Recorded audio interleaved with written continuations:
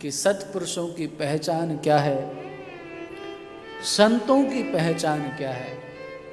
आपको जानकर के आश्चर्य होगा कि भागवत में यह नहीं लिखा है कि संत का वेश कैसा होना चाहिए, न ये लिखा कि उसका तिलक कैसा हो, न ये लिखा कि उसके कपड़े कैसे हों, न ये लिखा कि उसके बाल कैसे हों। संत की पहचान न आवरण से बताई गई है, न किसी चिन्ह से बताई गई है। संत की पहचान भागवत में आचरण से बताई गई है। आचरण की जहां शुचिता दिखाई दे, आचरण की जहां पवित्रता दिखाई दे, तो व्यापारी भी सन्यासी हो सकता है और सन्यासी भी। तो आचरण से निश्चय किया जाएगा कि साधु कौन है। कोई कितना भी अपने आप को बना ले, कितना भी अपने आप को सजा ले कि मैं ऐसा हूं, पर नहीं, भागवत कहती है कि संत की पहचान है, पहली पहचान तितिक्षा। तितिक्षवः कारुणिकः सुहृदा सर्वदेहिनां अजात शत्रवा शान्तः साधवा साधुभूषणः। जो तितिक्षु है, अर्थात संत की पहली पहचान है तितिक्षु। जो सहन करता है सो साधु बनता है।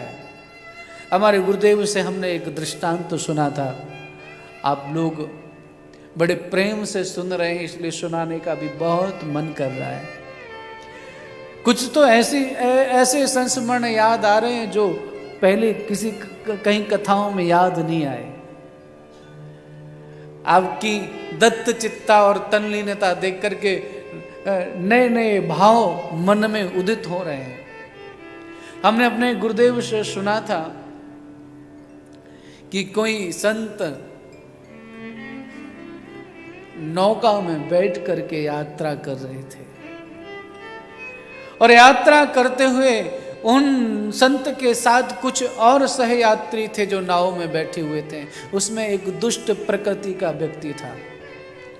उसने देखा कि संत के सिर में बाल नहीं है, सन्यासी महात्मा थे तो उनके सिर पे बाल नहीं थे।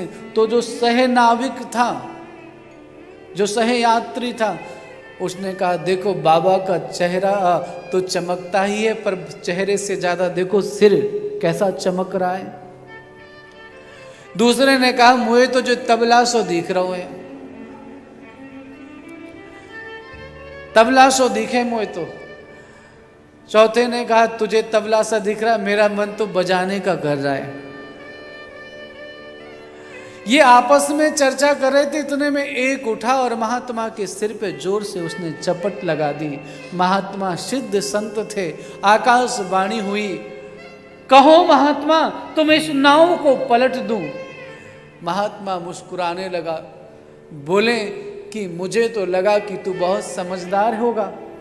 अरे अगर नाव पलट देगा तो ये मारे जाएंगे, अगर तू पलटने में सामर्थ्य रखता है तो इनकी बुद्धि पलट दे, इनके विचार पलट दे, इनका जीवन बदल जाए।